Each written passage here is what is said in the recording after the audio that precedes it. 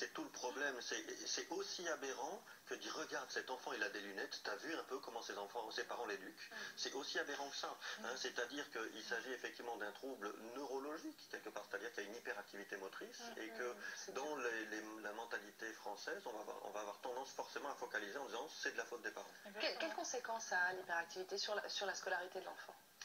Ça peut avoir des conséquences graves, puisqu'il faut s'imaginer qu'un enfant qui est en CP, par exemple, en plein apprentissage, va écouter 5 minutes, puis lâcher prise complètement, et sur 1 heure de cours, il aura écouté peut-être 10 minutes. Donc on imagine l'accumulation des absences chez cet enfant, parce qu'il sera tête en l'air, il sera en train de regarder « Madame, regardez, il y a un avion qui passe !»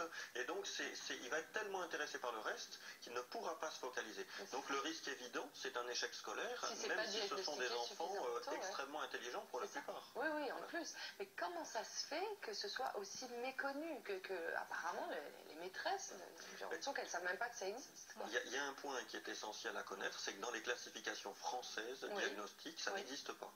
Ça veut dire que toute la formation de tous les pédopsychiatres français, durant nos 10 années d'études de médecine, on n'a rien sur l'hyperactivité.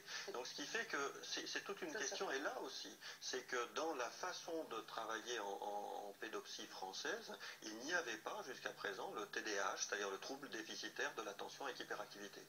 Et ce qui fait que beaucoup de médecins n'ont pas de connaissances claires sur ce sujet. Ça va s'arranger? Oui. Après l'émission, ça va s'arranger. J'espère bien. Pour la génération suivante. Alors, Sandrine.